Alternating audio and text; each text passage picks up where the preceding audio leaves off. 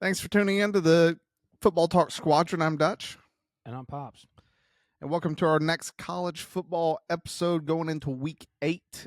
Getting a little bit more refined in the playoff picture in terms of what I would say we can sort of look at teams, and more teams are starting to either shine or digress. But as you guys see, we've got the Jeopardy board up. Pops did pretty stinking good last time on the Heisman category.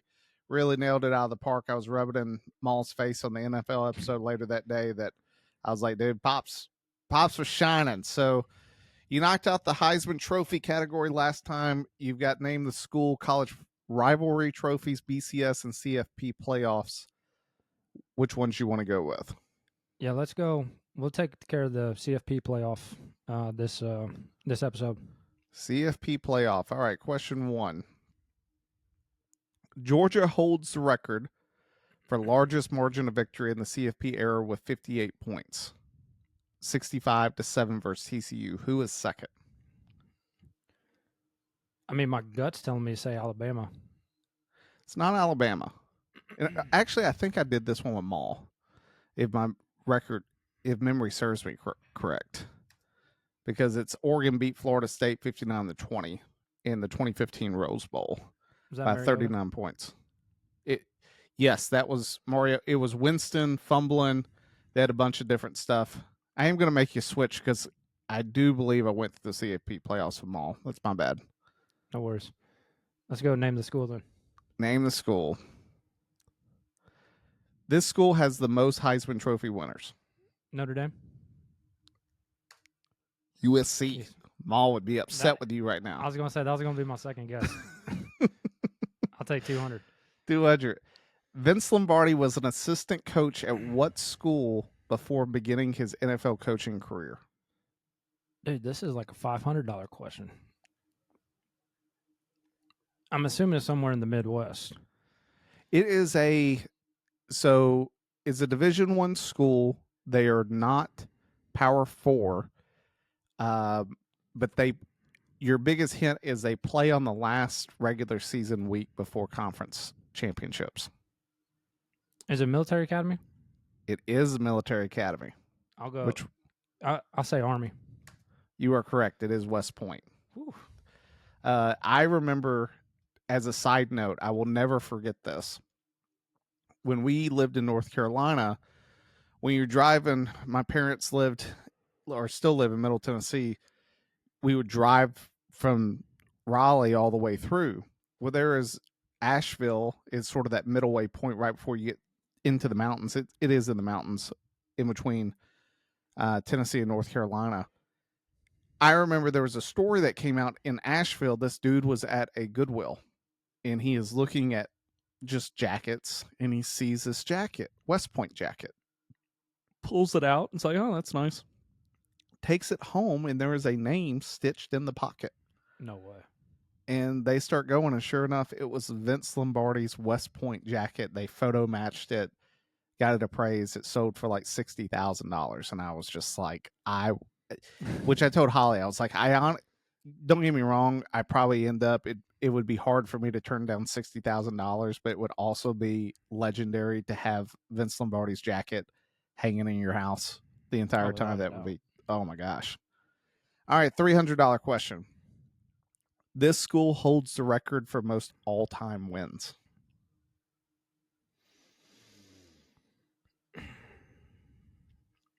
And this is just most all-time. A little over 1,000. Is Michigan? It is Michigan. Michigan with 1,015 on wins. Your $400 question's the opposite. This school holds the record with most all-time losses. And if you need a hint, I've got a couple for you. I was going to say, did they just fire their head coach? No, they did not. So this is a Power 4 school. It's in the same conference as Michigan. And before the past few years, you would honestly consider them a proverbial loser.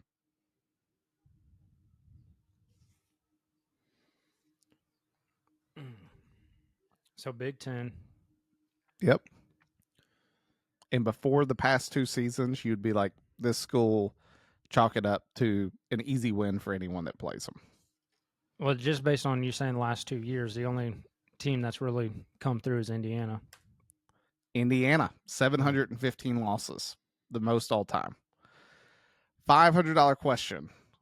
This is the only Power 4 school to have never won a conference championship game. Now, I am going to pre warn you, this is a school that only played 1 year ever in a conference. And it was in 2020. They played in the ACC. And they actually went to the ACC championship game and lost. SMU? Nope. This SMU played last year. This is 2020, COVID year.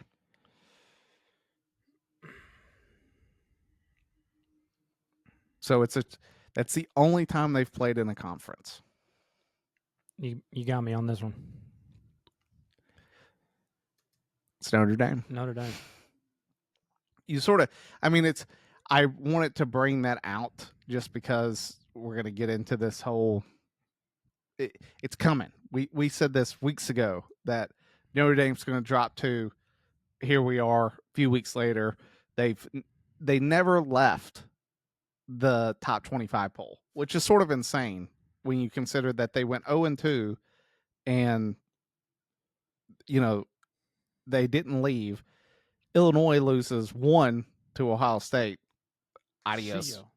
Or I guess 2 to Indiana and Ohio State. But top 10. Immediately out. Yeah. Immediately out. So that being said, getting into week 8, I'll just let you take the floor first because I know you're itching to talk about it because the Kentucky matchup shouldn't be a threat. That being said, we saw Arch down at Florida, but Arch looked good. Made the plays that he needed to. Really, the defense rose to the occasion. Special teams as well. It helped that y'all didn't call that block in the back on that return, but Texas came away with a big Red River Shootout victory. What are your thoughts on Texas? And yeah, I think they were able to find a rhythm. Like there was not one play in general where I was just like, oh, hey, we finally got our quarterback. Because, I mean, at the end of the day, I still think he finished with less than 200 yards passing. But he was accurate. I think there was only 6 drops. I think he was like 21 for 27, I think. And he took care of the ball. The one most surprising thing was the text message that I sent out to you guys was, hey, Arch finally hit a wide open guy. And like we joke about it, but it's like that's been the question mark all season. Like he's had the easy, he's had the opportunities and he's just overthrown guys, underthrown guys, just his arm angle, throwing sidearm. He was doing a little bit of sidearm this weekend too. And it's just like, I don't know from a foundational standpoint if they're developing him the way that he needs to be developed. Because what we saw on Saturday was definitely a better product overall. But I think the real question mark was Oklahoma. I mean, they had 48 yards rushing. And just like you said, it was like Mateer or Arch dressed up as Mateer and played for the opposing team this weekend. Because we talked about it, I think, just last week on the podcast was if Mateer comes back before that throwing hand is healthy, they're just going to screw themselves and it's going to slow him down. And he got hit. You saw him go out of the game with his hand wrapped. He throws 3 picks. Like, I don't think he needed to be on the field personally. I know that from a team standpoint, they want him out there for the best chance to win against Texas in a big rivalry game. But in my opinion, it was the turnover battle that cost them the game. Because let's be honest, until that punt return, that game was anybody's game until that punt return happened late. And it's like, all right, game's over. And that's sad to say with Oklahoma having 3 turnovers, still being in a game against Texas. It hurt Oklahoma. I don't think Mateer was ready. No. it was one of those ones that you really question how much practice he got going into the game with the hand, just because it's like you're trying not to. You're trying to give the hand the best chance it has to be fully healthy. He really hurt Oklahoma, not just in the game, but in my opinion, the overall trying to get into the playoffs. Because if they had started a backup and lost in the same fashion, let's say it was because ultimately I think that you can probably argue that the backup does either on par or even probably a little bit better than Mateer played. He just didn't need 3 turnovers. The committee would have been like, well, yeah, they lost to Texas, but they didn't have their starter. And that would have been the logic flow. You took that away by playing. And I totally get you're always trying to win. But from the standpoint of do I think he was ready? No. I'll give Texas props, though, on the other side of the football from a defensive or an offensive standpoint. I really thought Oklahoma's defense was going to control the game, and Texas kept them off balance the entire time. It just they Oklahoma seemed lost at a lot of points, especially in the trenches. The O line played very well for Texas. They played a lot better than they did against Ohio State and Florida. So Yeah, hats off and to Texas. and I think too, you go to the post game interview, they asked Venables like, "Hey, what's going on with your rushing game? You had less than 50 yards rushing on the day," and he immediately switches it to the defense. Which I mean, he's a defensive minded guy, but it's like that wasn't necessarily the problem. Your defense kept it close. Like, yes, Texas was moving the ball, they were able to score, yada yada yada, but the defense kept them in the game, and you couldn't if you put it all on Mateer to make the plays that he's just not ready to make yet based on that hand injury. Oh yeah, it's Oklahoma has a very tough road ahead of itself. Texas has a difficult road, in my opinion, maybe because the 2 losses hurts, and them going to Georgia, it that will be a playoff game because Georgia really can't afford 2 losses, and Texas really can't afford 3 losses in order to try to stay competitive. Just with how deep the SEC is running this year, just in terms of teams that only have are either undefeated or only have 1 loss, and we'll see. We'll get into the game here in a minute of the big game with Georgia. Of them, Ole Miss, someone's going to catch an L in that game. But the other big game I wanted to discuss this past weekend was the Indiana Oregon. I don't think anyone, at least in this podcast, was giving Indiana the credit, especially in the trenches. That was the thing that really surprised me is when he got to the third, fourth quarter, Indiana played well. My question for you is, and it's not trying to throw shade at Indiana. That's not what I'm trying to do. Should this outcome have been better predicted due to the failures of Penn State here as of late? That maybe the Oregon win wasn't all that it was racked up to be because how bad Penn State's looked since that point.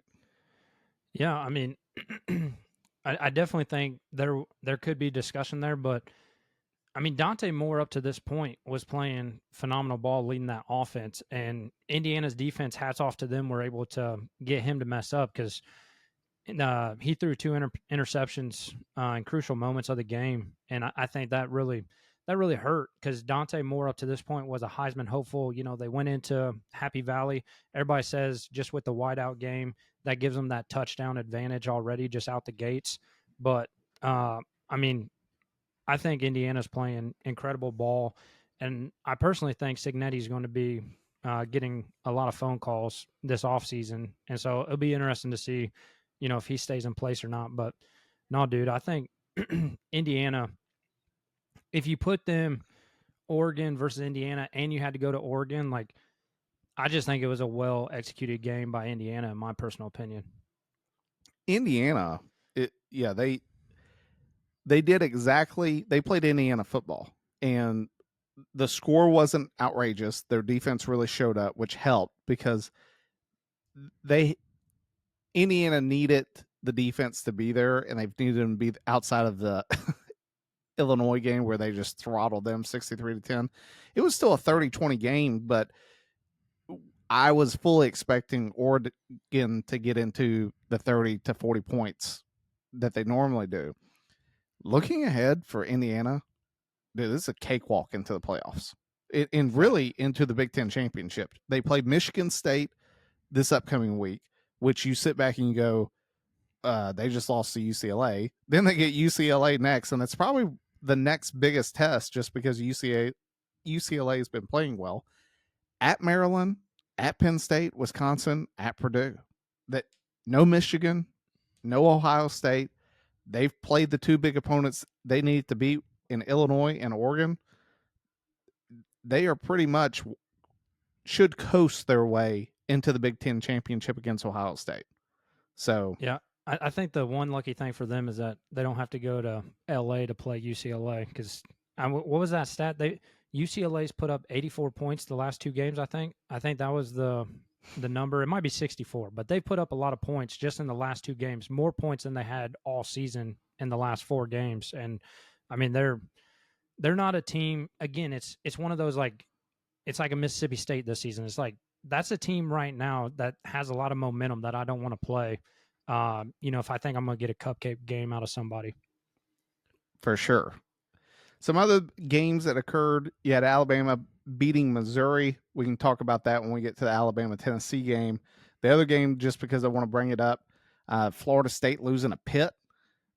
My question for you is so what's it's I've seen this asked a lot. What's the truth data? Was it just a fluke against Alabama? Did Alabama just not show up, or was it that what's what's driving the last three straight losses for Florida State? Yeah, I mean, if I looked at just the stats alone, you know, Pitt put up 476 yards of offense. Miami put up 338. And let's see, Virginia put up 514. So, I mean, you could look at it and say this is a defensive issue because all three of those games that I just referenced, Florida State had over 300 yards as well as into the 400s these last couple of weeks, or against Pitt and against Virginia. And I think we're looking at the defensive side for Florida State because I think Gus Malzahn has actually done a pretty decent job, able to step out of that head coach role and just worry about, calling an offense. And I mean, shoot, man, if you look at it, they put up 31 on Bama. They still put up 31 this past weekend. They put up 22 on Florida State. They put up 22 against Miami. Point being, Malzahn's calling the offense the way that it needs to be called. I think if you're looking at it on paper, it's a defensive problem. Yeah, it's a struggle. I think Norvell's going to get fired. I mean, and the Alabama win saved him. Yeah. It also makes it easy, too, because you already got Gus Malzahn sitting there. So it would be an easy switch. Gus steps up for interim for one season, see what he does the rest of the season. And, I mean, looking at their schedule, they've got Stanford, Wake Forest, which Wake Forest is playing pretty good. They blew out Oregon State the other day. They've got Clemson. So, I mean, they got Florida at the end of the season. So there's still some big games, that maybe if they take another loss, Norvell gets kicked, especially after the performance he had last season. I did see a pretty funny thing for the last game of the year with Florida State, Florida, is it should be a play-in bowl, which whoever wins gets to fire their coach, and whoever loses has to extend their coach for another $100 million. Wolf. I like that. Yeah, Wolf. Getting into this weekend's game, or excuse me, one other thing to talk about. James Franklin's done.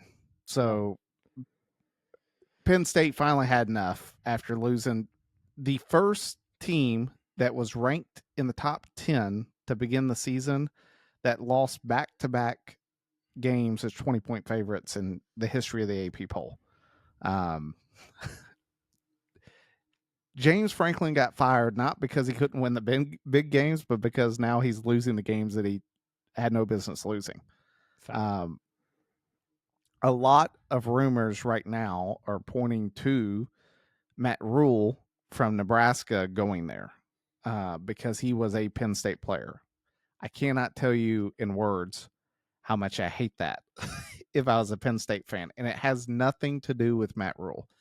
It has everything to do with he is just James Franklin at a different school. You don't have a guy that's proven to get a team to a playoffs and win. That's what you want. Like you want a proven winner.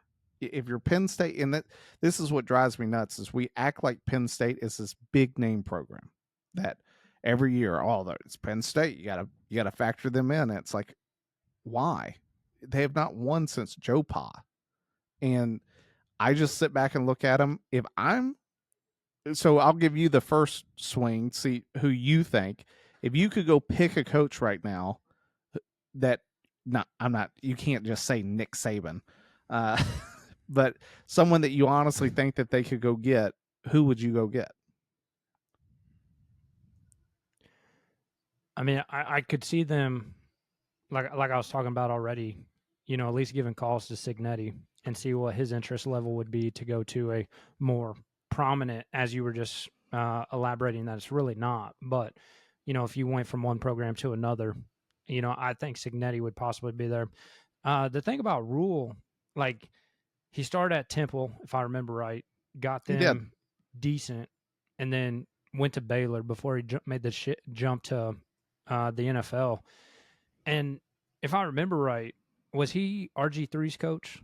Was he coach Yeah, during RG3? Baylor was good during his time. But that's the thing. As soon as RG3 left, Baylor was crap again, and Matt Rule jumped ship. So it's just one of those things. I just don't. I don't see that being a good move in my opinion, because he's shown that he hasn't been able to restore Nebraska to its level. From the '90s.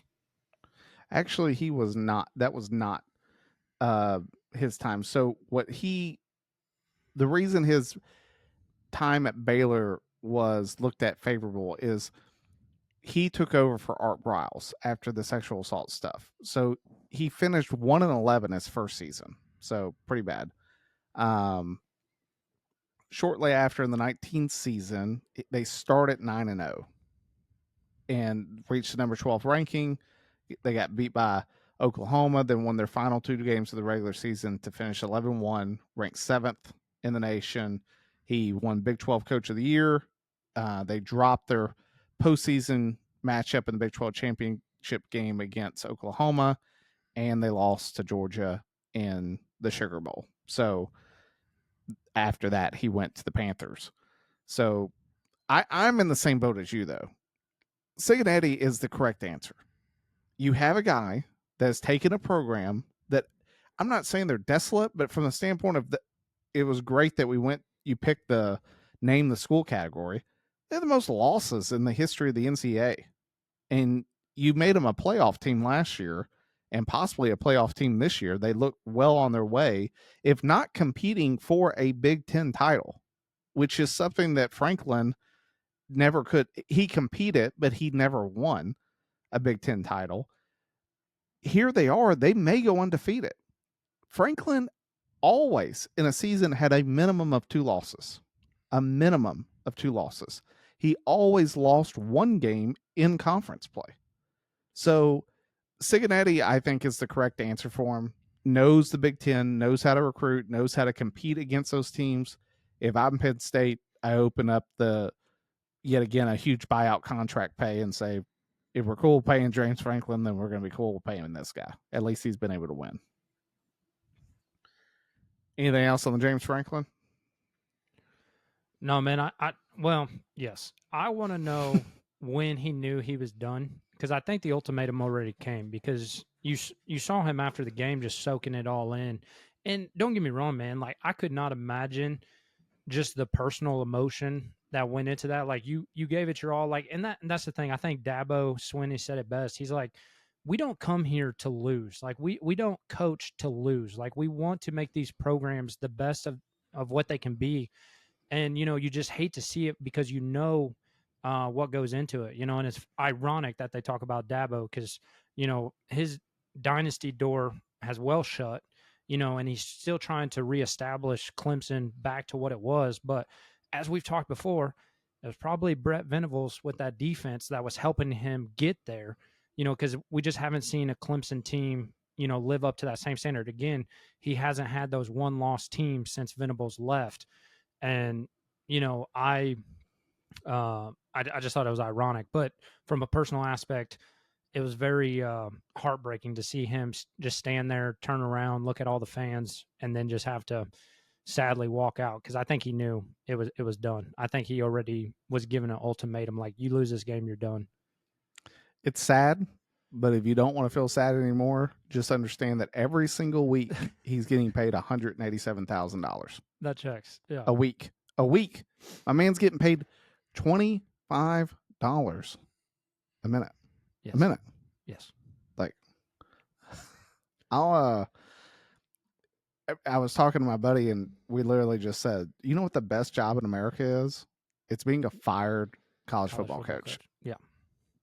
Ask Jimbo Fisher. He's getting the same and, buyout. and that's the thing. What did I say after I sent you guys that graphic? Where do I apply? Oh, dude, for real. I mean, he's getting paid that.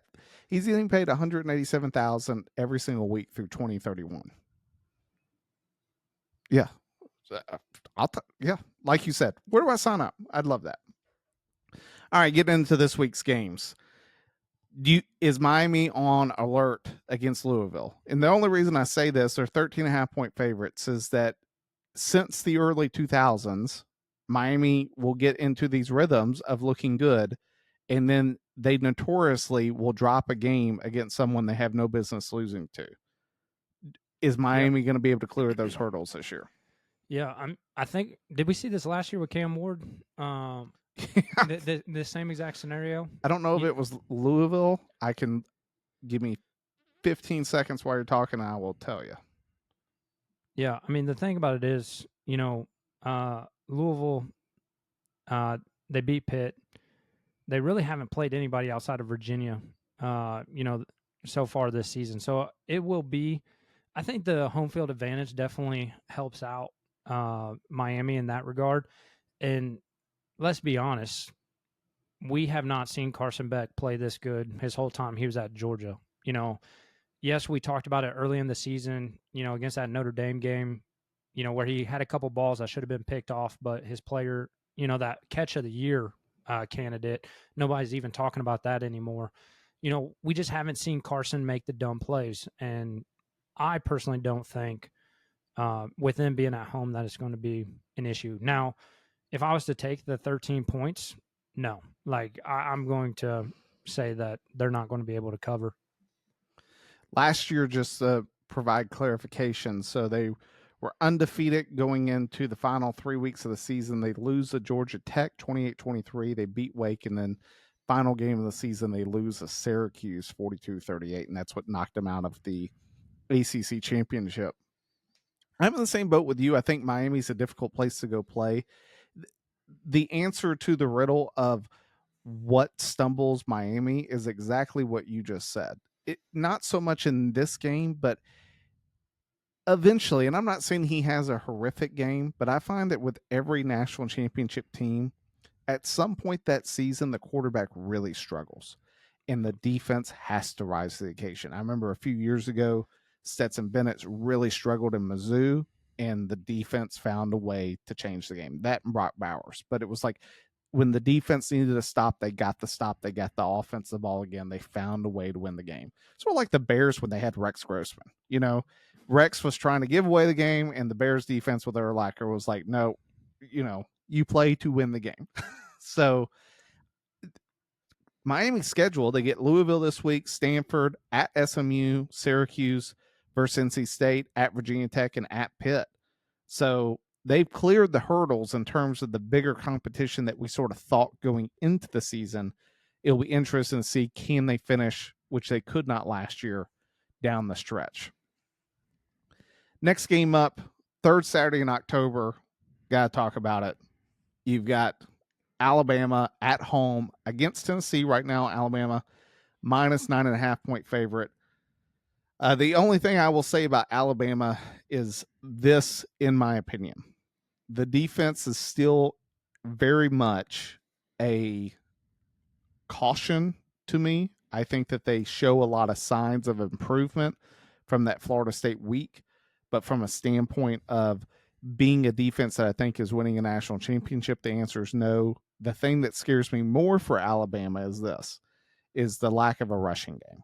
They really struggle to run the football outside of when they give the ball to Caden Proctor, which yet again, Wildcat formation, we got changes. The bulldozer formation when that dude's back there.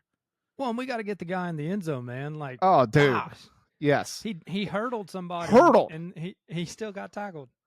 We got a face mask too. It was like they're going to get him a touchdown, and I hope every big guy in the country celebrates that moment because it's well deserved. Offensive linemen never get the love that they need to.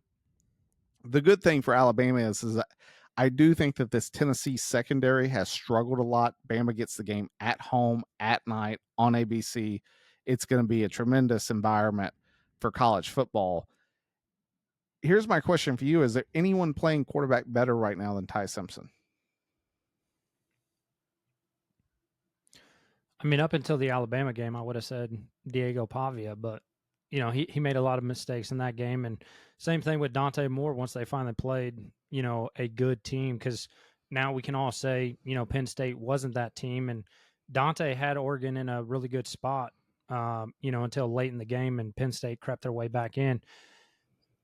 Aguilar has shown glimpses, but it's like just last week we talked about it. You're like, hey, does Arkansas go in and upset Tennessee? And we almost saw it, and it's like, man, they just had turnover, bringing back in Petrino. Like, no, I don't see that happening. And then here we are, a late time stunner, field goal game changes it. And Aguilar shown, to answer your question, no, I like what Ty Simpson's doing.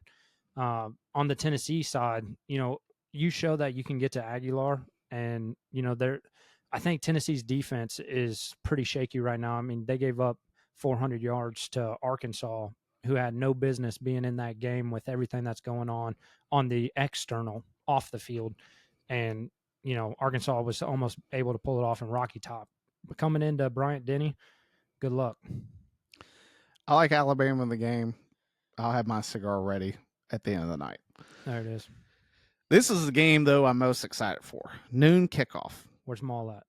Are we talking about it's USC not even Notre Dame? No. LSU Vanderbilt. Dude, I think Vanderbilt wins this game. And what's crazy is Vegas does too. Vegas has them as a 2.5-point favorite, which Vanderbilt is, if there was anything that came out of that Bama game, we've seen it all year. Vanderbilt's a very good football team. Like, they are very, very physical, which is, we've never said that about Vanderbilt. Even last year when they beat Alabama, that game was just, Milroe was sloppy. There was times that you were just like, Bama's going to get back in this game. Their defense couldn't do anything, but Pavia led them to victory, made some tremendous plays that just kept the score out of reach. This year, however, it's like, dude, their defense is firing. Like, they're aggressive. They make tackles. They make big plays. They're great in the trenches. Everything that LSU right now is not. Like, LSU's offense isn't good. Their defense has shown a lot of signs of weakness against Ole Miss. I like Vanderbilt in this game. I really think Vanderbilt gets a statement win. I could not tell you. I'll look it up while you take the floor of the last time Vanderbilt beat LSU. Yeah, and just like you were already alluding to, is just LSU has not shown anything this year that makes them worthy of a number 4 rank, or they were number 4, excuse me, number 11 ranking. To be that high, obviously with the loss to Ole Miss, Nussmeier had chances. He missed those opportunities. And let's be honest, going back to last weekend, when Bama played Vandy at home, had it not been for Pavia's 2 interceptions late in the game, like, dude, we're talking about a whole different ball game. Thankfully, Alabama was able to capitalize on that. But Vandy's not a team that's going to quit here. And after last week, they only put 20 up on South Carolina. All honesty, they're like, Lenore Sellers is not, he's having a sophomore slump. Like, we're not seeing anything out of him that was the hopeful, that we talked about in the preseason. Like, my man is struggling offensively. And when you can't throw the ball, all you got to do is stop the run. And that's what LSU was able to do last week. But it wasn't that big of a statement win against South Carolina. So I'm with you. I mean, just like Vegas is saying, give it to Vandy at home. The only thing that's helping LSU is that, my the crowd's not able to go out on Broadway before the game starts. The last time Vanderbilt beat LSU was in Nashville, where this game's at, in 1990. It's been over 30 years since Vanderbilt's been able to beat LSU. The Yeah, that'd next be game, huge. I guarantee you oh, that field goal post is going to end up back in the river. in the river, both of them. And I'm sure Vanderbilt will be happy to pay for it because Checks. you can't pay for wins like that. The next game that I'm surprised about, just because of who's favored, Georgia Tech Duke. Duke's minus 1.5 point favorite.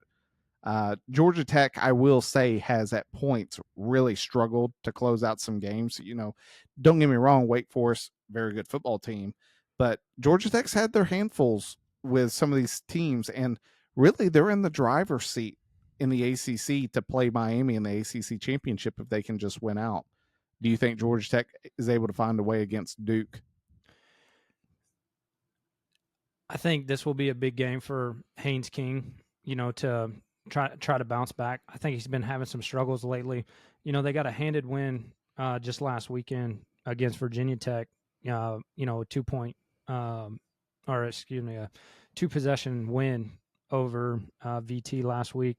But the only opponent that I'm looking at that I can think of that Duke is actually, I mean, they blew out Syracuse. Um, I go back to the Illinois game just because Illinois was so highly ranked when they played. And yeah, the score was 45-19, but it was a tied ball game, or it was a field goal possession ball game till late before Illinois was finally able to find some rhythm post halftime and truly get the ball going. So as far as like the competition level wise, Georgia Tech I think has um, they have some problems this weekend, as and Vegas is calling it just because they're not trusting what they're seeing at Georgia Tech. I like Georgia Tech in the game just because I like their coach. I think Brent Key's a good coach. He really has the program where I would argue a lot of people never thought Georgia Tech would be sitting here at number 12 team in the nation. They've played well. Their biggest issue is that Haynes King runs the ball too much, and Mm-hmm. I feel like I'm watching a man just get battered through the season, and I just don't know how much longer he can take it in terms of just pure body, being able to do that. So I like Georgia Tech in the game, but they in order to compete in the ACC week in win out week in and out, they really have to find more offense than Haynes King's legs Well, to survive. and dude, I'm looking at it right now. Duke's offense is putting up some numbers. 3 weeks ago or a month ago, they put up 400 against North Carolina State. Against Syracuse, they put up 503 yards of offense. Last week against California, they put up 445 yards of offense. So, I mean, the defense has some work to cut out to be able to slow down Duke's offense. Yeah. Next game up, Oklahoma, South Carolina. Does Mateer have a bounce back, or does Sellers break out of that slump? Man, I feel like this could go either way. And this is where I dislike the playing of Mateer this past week, is because my man re-injured the hand. Like there's no ifs, ands, or buts. We saw him on the sidelines holding it, getting it evaluated and whatnot. Like he's not healthy.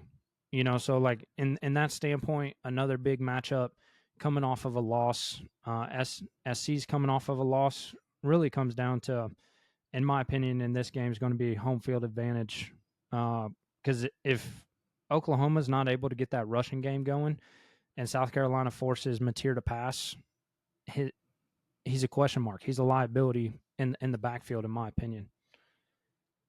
Yeah, until the issue is the South Carolina's defense hasn't lived up to the hype that it did coming into the season. I think with a backup quarterback in Oklahoma and Oklahoma's defense getting after Sellers, Oklahoma should be victorious.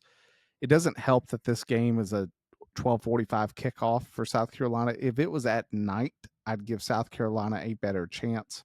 I think Oklahoma coming off the loss to Texas, it changes a team, and we'll just see how they respond. They know that hey, now you want to compete for the playoffs. If you want to be this team, you got to win. You can't lose these games anymore. So I like Oklahoma to bounce back, but I agree with you from a standpoint of, can I see it going South Carolina's way? 100%. Next game up, Texas A&M, Arkansas. So I want to bring out the stat. So outside of the COVID year in 2020, where Jimbo Fisher they were 9-1. Texas A&M since 1994 has always, at a minimum, lost 2 games in a season. They have, and even in 1994, they tied once. So you have to go all the way back, if you're ready for this, where they didn't tie and were undefeated to 1939. That's the last time that Texas A&M was undefeated. I say that to say history has said that Texas A&M doesn't make it to the end of the regular season undefeated. They're playing Arkansas, who last week we sat back and go, oh, new coach going to Tennessee, should be a bloodbath. Was not. This week, Texas A&M goes to Arkansas against Petrino, which I like Petrino just because knows Arkansas, knows his SEC football. Does Arkansas have a shot?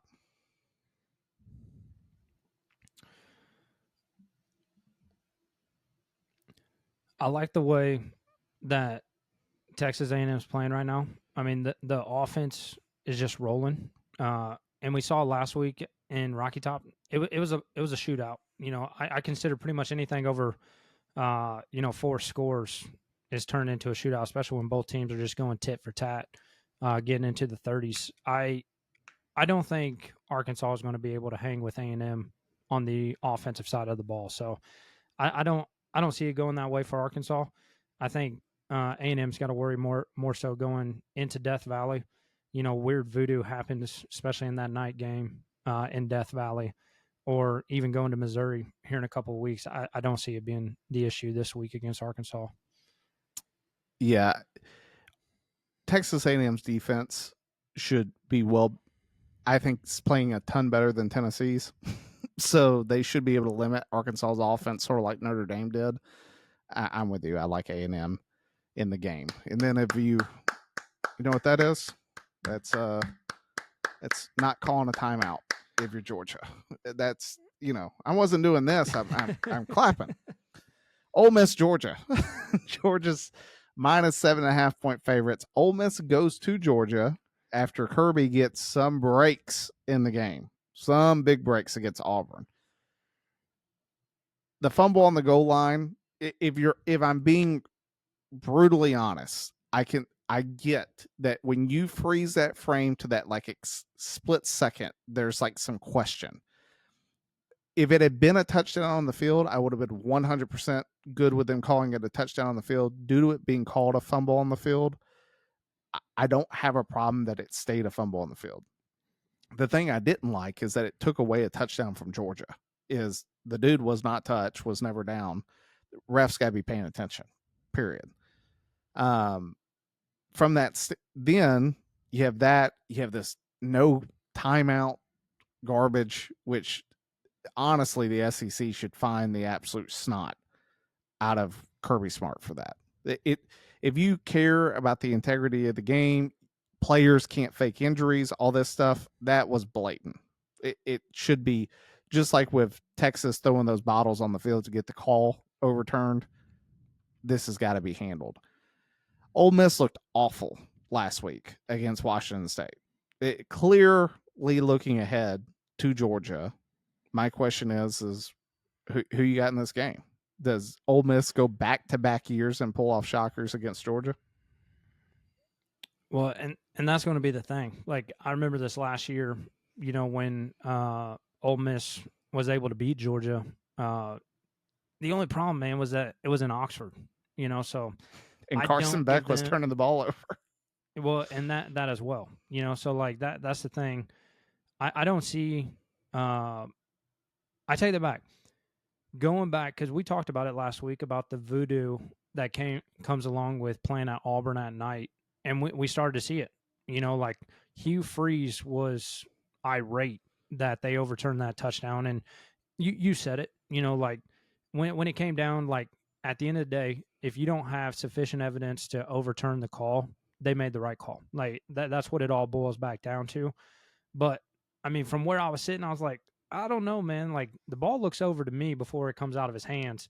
It's just a matter of when the actual grip lets go of that ball. Um, so again, too controversial call. Hugh Freeze thought it was crap, but if you take that, they got that touchdown and they go into halftime up more by, what was it already? 10-0.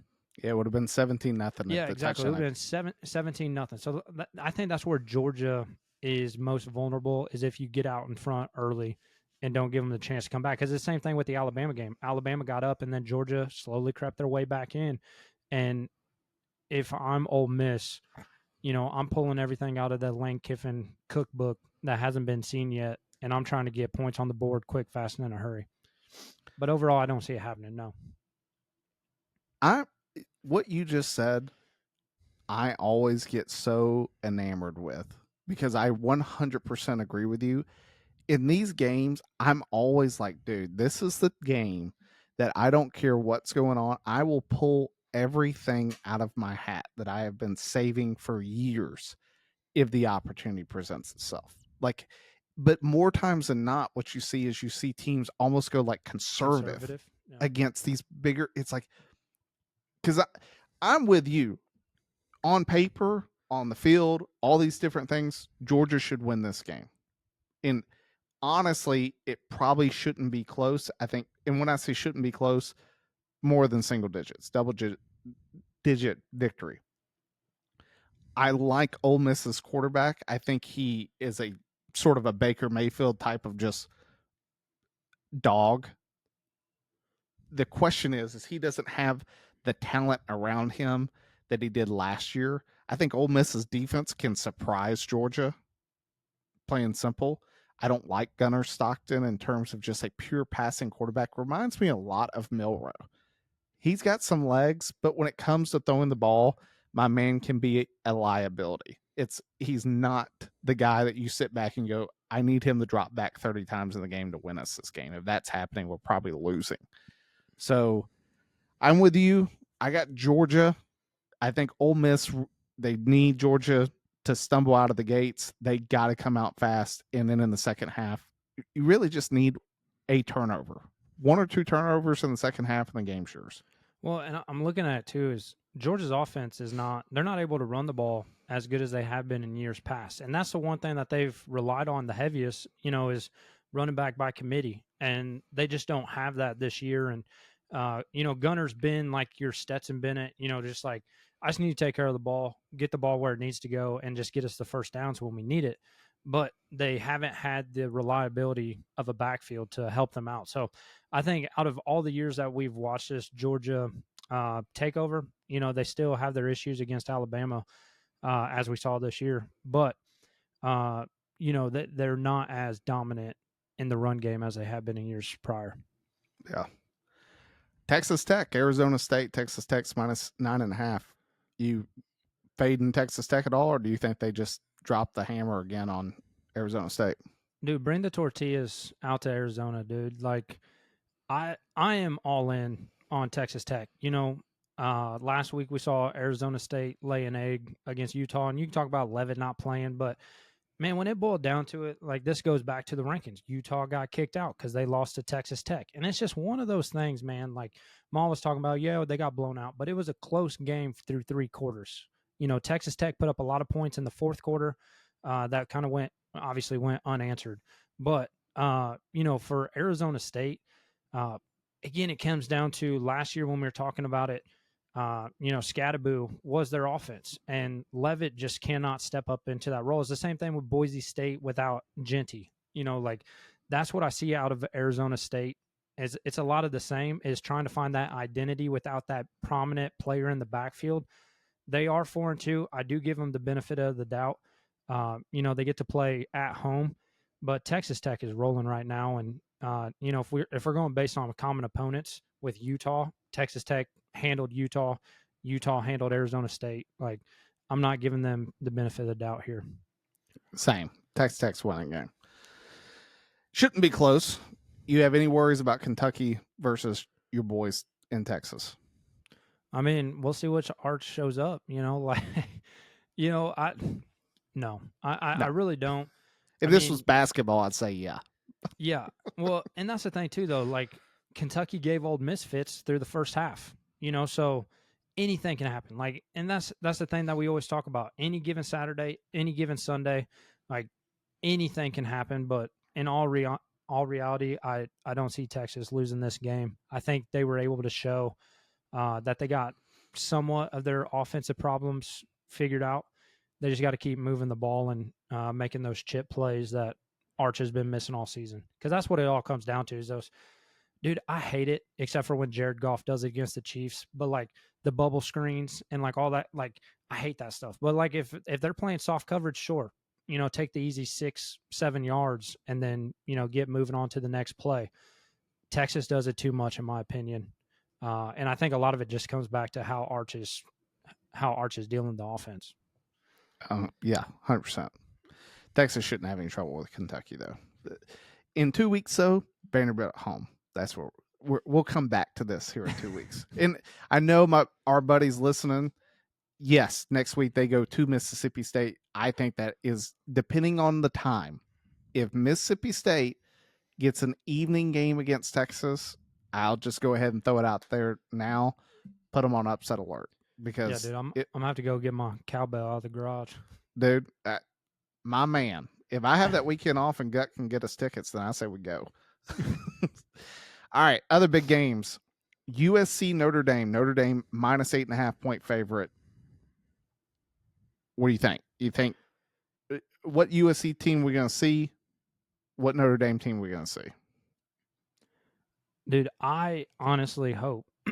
Well, I'll just boil it down to this: is like this has always been the game for like even when USC has sucked.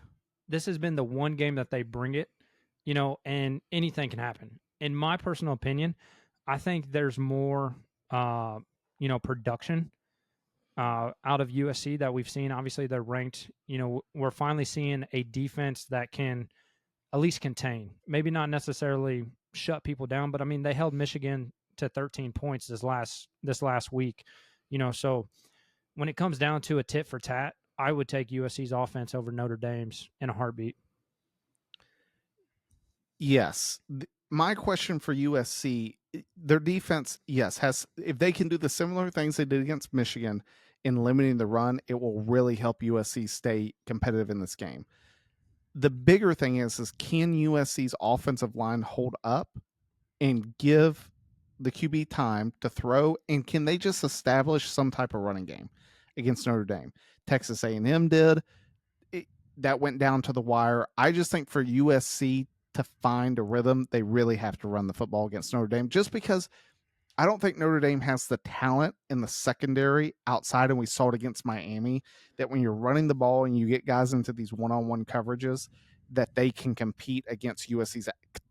Because Malik Lemon on USC is an absolute dog, a dog. And the other guy that they have, if Maul was on here, he'd tell it. The dude, I'm looking him up right now. This dude makes some of the sickest catches. Period. You talking about their tight end? No, the tight end's fantastic, dude. For yes, the tight end's amazing. I love that dude. A few weeks ago was making every single catch that you could possibly ask for. I'm looking at Jacoby Lane. Jacoby Lane, 6'4". My man will make some catches. He'll drop some every one. He hasn't done it this year so much. Last year he would just make these catches behind the back, one hand just falling out of bounds, just amazing catches. And then he would drop one that you had no business dropping. I think USC has the advantage on the outside, but to be able to get those coverages, they just need to run the ball a little bit successful. If they can do that, I like USC against Notre Dame. And I'm just going to go ahead and throw it out there for good luck. Give me USC, because nothing would make me happier than knock Notre Dame out of the playoffs. Yeah, and that's the thing too, is that their run defense, because Notre Dame is running by committee right now. They've got Love and they've got Jadarian Price. Both of them are equal together, almost 1,000 yards between the two. Like you got to be able to answer that. And Jeremiah Love was a problem last year. He's a problem again this year. Like, you got to find a way to stop him and really put the game on CJ Carr, in my opinion. 100%. This is my upset of the week. I think Auburn beats Mizzou in Jordan Hare. Oh, I buy that. Mizzou's -1.5. I think Auburn's defense could be the best defense in the country. They play lights out. The only reason we don't talk about them is because their Jackson offense Arnold. sucks. Like, it just does. Like, yeah, it specifically Arnold. Like, if you were to put Ty Simpson on Auburn right now, Auburn's undefeated. I would argue you could put just about any other quarterback that can just throw the football somewhat. You put Diego Pavia on Auburn, Auburn's undefeated.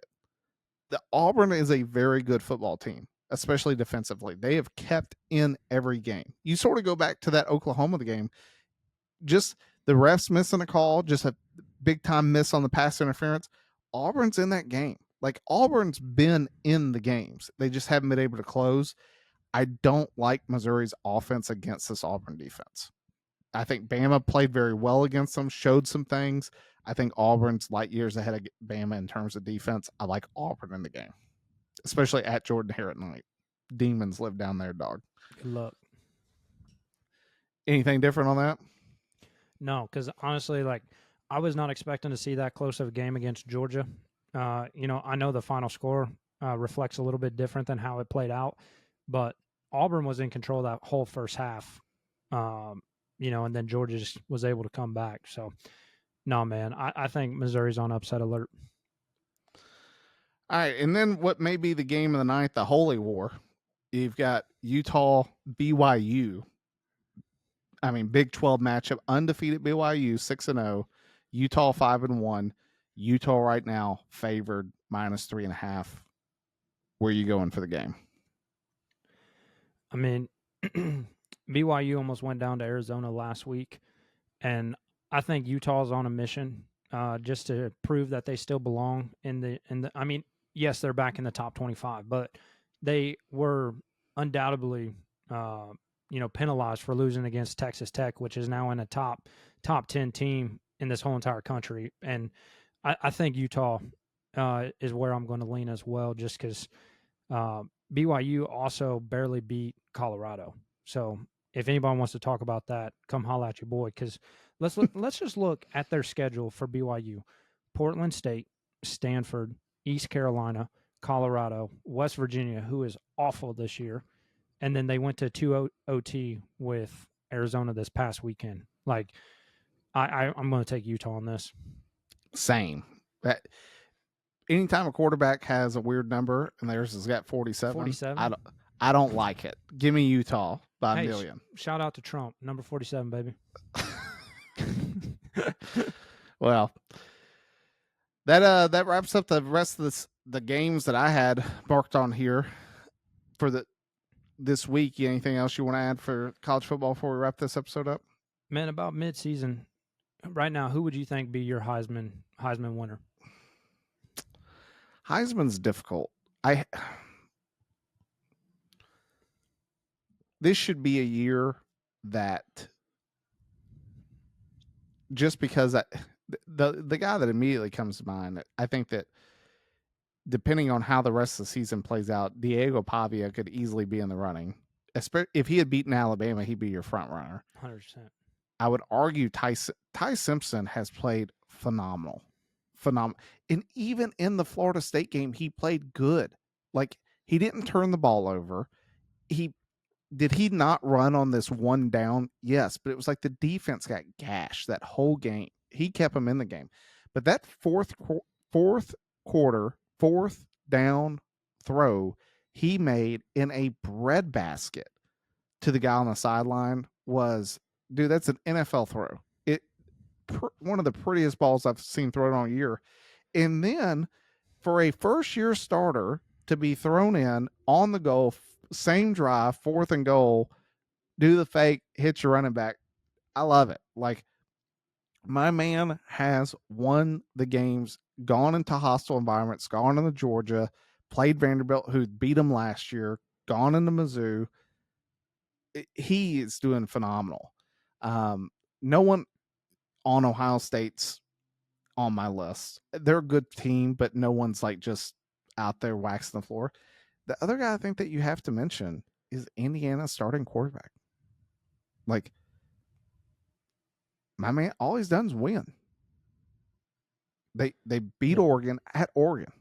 Like, they whoop up on Illinois. Like, why not? Why? I think that wins do matter. Like, it's not just a stat award. Yeah, and that's the thing that I was about to bring up was, even ESPN right now doesn't know all the odds for the top three. Right now they have Carson Beck, Ty Simpson, and Fernando Mendoza out of Indiana. But the most alarming one, just because of the statement win at Oregon, last week Mendoza was plus 1,500 to win. Now he's at plus 450. Just for reference, Carson Beck is the front runner at plus 350.